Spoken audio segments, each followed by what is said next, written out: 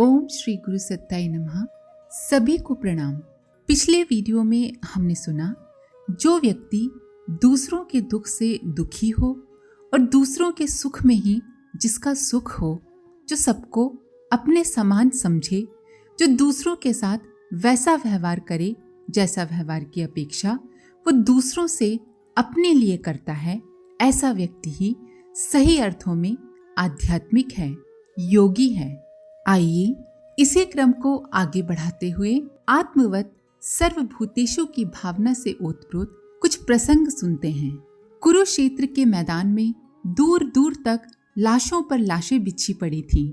शिष्यों समेत शमीक ऋषि उधर से निकले तो लाशों के बीच हाथी के घंटे के पास दो पक्षियों को चहचहाते देखा। शिष्यों ने आश्चर्य से पूछा, देव, इतने घमासान युद्ध में ये पक्षी कैसे जीवित बने रहे? ऋषि ने कहा, युद्ध हो रहा था। एक चिड़िया को तीर लगा, वो जमीन पर गिर पड़ी और वहीं दो अंडे दिए। संयोग से एक हाथी का घंटा टूटकर इन्हीं के ऊपर गिर गया और इन अंडों की रक्षा होती रही। अब ये बच्चे मिट्टी कुरेद कर बाहर निकल आए हैं। चलो इन्हें आश्रम ले चलें, यहाँ इनका पालन पोषण कौन करेगा? एक शिष्य ने कहा, गुरुदेव, जिस परमात्मा ने इनकी रक्षा की है वही इनका पालन भी कर लेगा। गुरु बोले, जहाँ परमात्मा का काम समाप्त हो जाता है वहां से मनुष्य का कर्तव्य शुरू होता है। परमात्मा ने इनकी रक्षा की और हमें इनका पालन पोषण करना चाहिए। हिमालय पहाड़ की विषमताओं के कारण एक एक करके अर्जुन, नकुल, सहदेव, भीम, द्रौपदी आदि मर गए। अकेले युधिष्ठिर ही आगे बढ़ते रहे। उनके साथ एक कुत्ता भी लग गया और वे अपने उस साथी के साथ आगे बढ़ते रहे। एक स्थान पर उन्होंने देखा कि इंद्र विमान लेकर खड़े हैं और स्वर्ग चलने की प्रार्थना कर रहे हैं। युधिष्ठिर ने कुत्ते को भी साथ ले चलने को कहा, लेकिन नियम अनुसार कुत्ता वहां नहीं जा सकता था। इस पर युधिष्ठिर ने अपने मित्र के बिना वहां जाने से इनकार कर दिया। उन्होंने कहा, जिसने मेरा यहाँ तक साथ दिया उसे मैं कैसे छोड़ सकता हूँ? तब धर्मराज, जो कुत्ते के रूप में थे, उन्होंने प्रकट होकर युधिष्ठिर के इस भाव की सराहना की। महाभारत शुरू होने को था। दुर्योधन जानता था कि यदि उसकी माँ उसे आशीर्वाद दे दे तो वो युद्ध में अवश्य विजयी होगा। ये सोचकर वो गांधारी के पास गया। माता ने पुत्र से बड़ा स्नेह किया पर आशीर्वाद नहीं दिया। कुछ देर बाद दुर्योधन इसी लालसा से पुनः माँ के पास गया।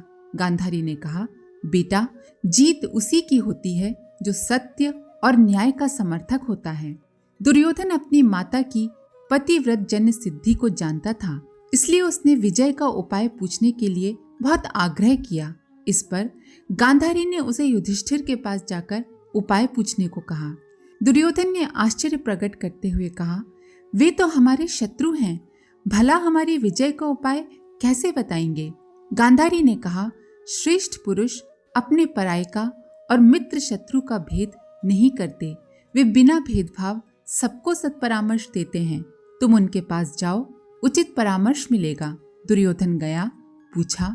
उत्तर में युधिष्ठिर ने बताया कि आपकी माता यदि खुले नेत्रों से आपका शरीर देख लें तो आपके शरीर पर किसी भी शस्त्र का आघात नहीं पहुंचेगा। दुर्योधन ने किया भी वैसा ही, पर कटी वस्त्र पहने रहने के कारण उसका वह अंग दुर्बल रह गया और उसी की वजह से वो मारा भी गया। पर गांधारी का बेटे को आशीर्वाद न देना और युधिष्ठिर का अपने शत्रु को भी सत्परामर्श देना सदा अमर रहेगा। पिप्पलाद को एक बार देवताओं पर बड़ा क्रोध आया। उन्होंने शिव जी की तपस्या की और वर देने के लिए उन्हें प्रसन्न कर लिया। पिप्पलाद ने वर मांगा कि देवताओं ने मेरा तिरस्कार किया है, इसलिए मैं उनसे प्रतिशोध लूंगा। आप तीसरा नेत्र खोलकर उन्हें भस्म कर दीजिए। शिव जी ने उन्हें समझाया कि क्रोध के वशीभूत होकर छोटे कारण के लिए बड़ा दंड देना उचित नहीं। पिप्पलाद फिर भी न माने। तब शंकर जी ने कहा, आपकी मनोकामना पूर्ण करेंगे, पर उससे पहले आप जलते समय होने वाले कष्ट का थोड़ा अनुभव कर लें, तब अंतिम निश्चय करें। ये कहकर शंकर जी ने अपने तीसरे नेत्र की एक किरण निकाली जो कृषि के शरीर में प्रविष्ट हुई तो वे दाह की प्रचंडता से व्याकुल होकर चित्कार करने लगे। अपने शरीर में होने वाले कष्ट से दूसरों के कष्ट का अनुमान कर पिप्पलाद का मन बदल गया और उन्होंने देवताओं को नष्ट करने का विचार छोड़ दिया। रामचंद्र जी ने समुद्र तट पर शंकर जी की स्थापना करने का निश्चय किया। इसके लिए योग्य विद्वान की आवश्यकता हुई। सबसे समीप रावण था, उसे आदर सहित बुलाया गया। रावण आया और उसने ब्राह्मण की तरह देव प्रतिष्ठा का अपना कर्तव्य पूर्ण किया। रामचंद्र जी ने ससम्मान रावण को प्रणाम करके दक्षिणा दी। रावण ने राम को मंगल तिलक किया और आशीर्वाद देते हुए कहा, राम, तुम्हें अपने उद्देश्य में सफलता मिले, तुम्हारे शत्रुओं का नाश हो। महर्षि मांडव्य के आश्रम में छिपे डाकू पकड़े गए। चोरी का माल भी मिला। डाकुओं के साथ ऋषि भी पकड़े गए। न्यायालय में उपस्थित किए गए तो डाकुओं के साथ साथ महर्षि मांडव्य को भी सूली का दंड मिला। अन्य ऋषि मिलकर राजा के पास पहुंचे और ऋषि की निर्दोषता बताई। राजा ने तुरंत सूली रुकवा दी और उन्हें तख्ते पर से नीचे उतार लिया। तब तक जितना कष्ट उन्हें हो चुका था उसके लिए राजा ने क्षमा मांगी। महर्षि मांडव्य ने कहा, पूर्व जन्म में मैंने अनेक पशु पक्षियों को सताया था। उसके फलस्वरूप मुझे भारी यातनाओं के साथ मरना था, पर मेरी इस जन्म की तपस्या ने उन कष्टों को घटा दिया। फिर भी कोई प्रारब्ध पूर्णतया नष्ट नहीं हो सकता, उसका कुछ तो दंड मिलना ही चाहिए। मेरे अशुद्ध कर्मों का ही ये प्रतिफल था। आप तो निर्दोष हैं। भीम ने वनवास के समय हिडिंबा नामक एक वनवासी स्त्री से विवाह कर लिया था। वहीं उसका घटोत्कच नामक पुत्र हुआ। माता पुत्र वन में ही रहते थे। जब पांडवों का अपना ही रहने का कोई ठिकाना न था तो हिडिंबा उनके साथ कहाँ रहती। इतने में महाभारत आरंभ हो गया। कर्ण से घमासान लड़ाई होने लगी। कर्ण के पास एक ऐसा अचूक अस्त्र था जिससे पांडवों का संहार निश्चित था। उसके प्रयोग का अवसर जब आया तब हिडिंबा ने अपने पुत्र को कहा, बेटा, अपने अभिभावकों के प्रति प्रत्युपकार ऋण चुकाने का यही अवसर है। प्राणों का मोह न करके कर्तव्य पालन करना चाहिए। उस शस्त्र के प्रयोग के समय घटोत्कच सामने आ गया। वो मारा गया और पांडव बच गए। भारत की सर्वश्रेष्ठ नर्तकी वासवदत्ता किसी भी तरह बौद्ध भिक्षु उपगुप्त को अपनी ओर आकृष्ट न कर सकी। आत्मा पर प्रीति रखने वाले योगी के लिए शरीर का भला क्या महत्व हो सकता था। वासवदत्ता के सारे प्रयास निष्फल गए।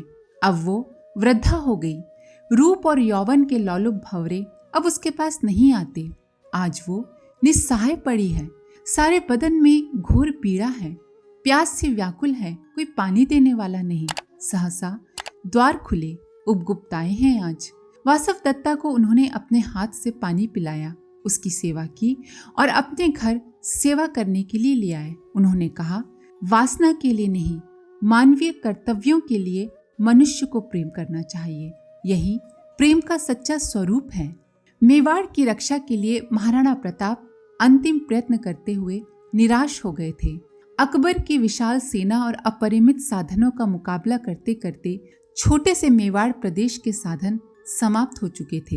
प्रत्येक लड़ाई में राजपूतों ने चिरस्मरणीय शौर्य और वीरता का परिचय दिया। महाराणा प्रताप ने 2-4 हजार सैनिकों को लेकर बड़ी बादशाही सेनाओं का मुंह मोड़ दिया, पर मुगल सल्तनत के साधन बहुत अधिक थे। महाराणा प्रताप की एक सेना नष्ट हो जाती तो मुगल सल्तनत अपनी दूसरी सेना भेज देती। एक स्थान का रसद पानी खत्म हो जाता तो दूसरे स्थान से अन्नादि सामग्रियां भेज दी जाती। महाराणा प्रताप अकेले अपने ही बल पर जूझ रहे थे। अंत में ऐसा समय आया कि उनके पास न तो रुपया बचा न सिपाही रहे।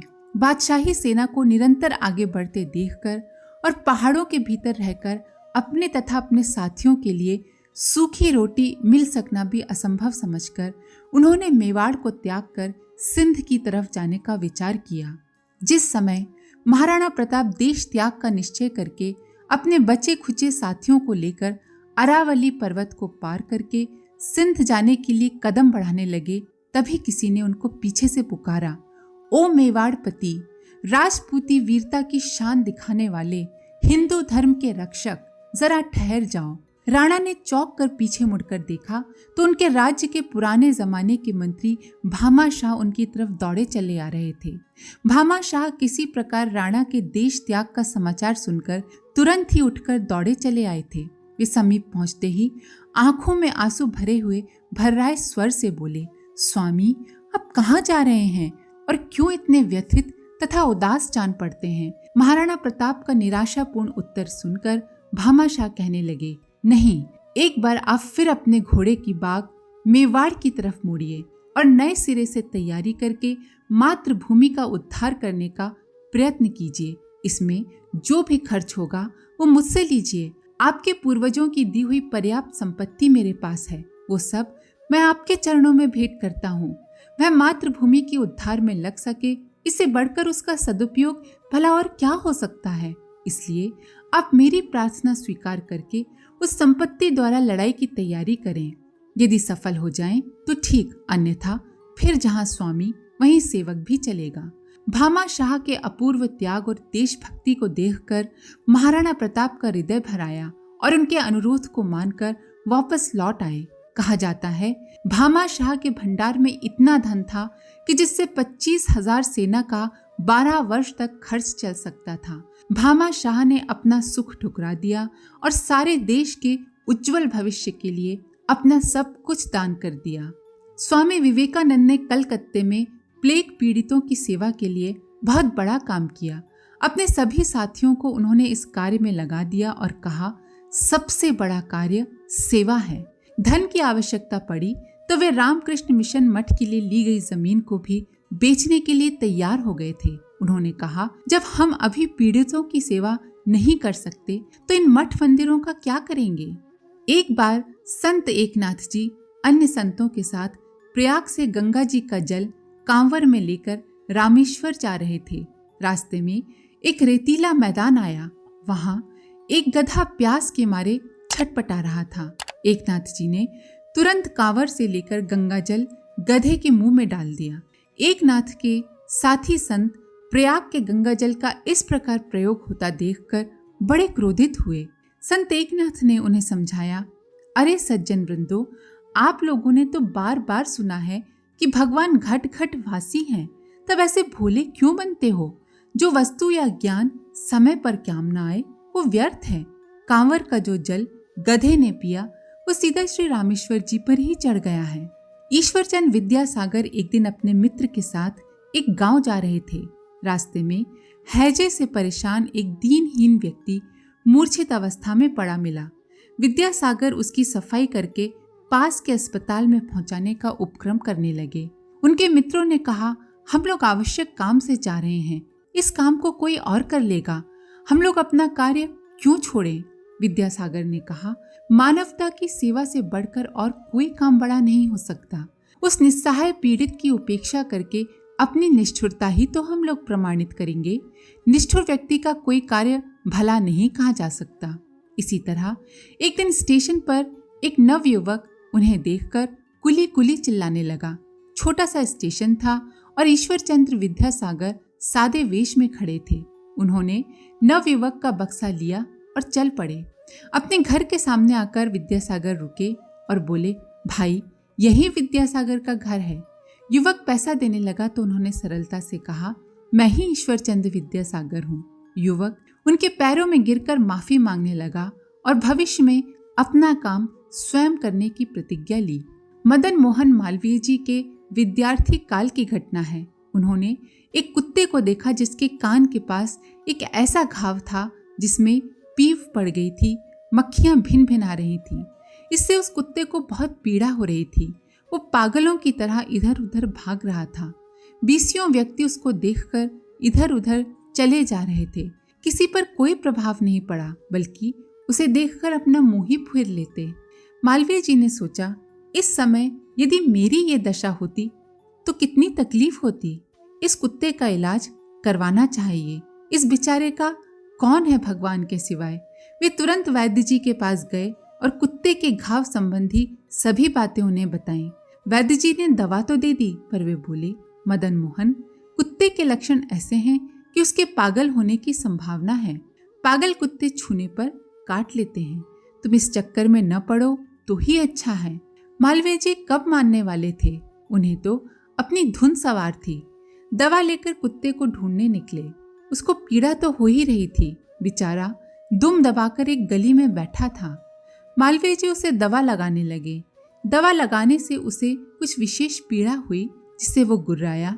उसने दांत निकाले, झपटने का भी ढंग बनाया, किंतु मालवीय जी तो अपने काम में मस्त थे। उन्होंने कुत्ते की गुर्राहट तक को नहीं सुना। जब दवा अच्छी तरह से लग गई तो कुत्ते की पीड़ा कुछ कम हुई। वो सो गया और मालवीय जी ने शांति की सांस ली। आज के लिए इतना ही। आप सभी का धन्यवाद। ओम शांति। हमारे YouTube चैनल को सब्सक्राइब करें और बेल आइकन को दबाकर ऑल पर क्लिक करें ताकि आने वाले सभी वीडियोस की नोटिफिकेशन आपको मिलती रहे।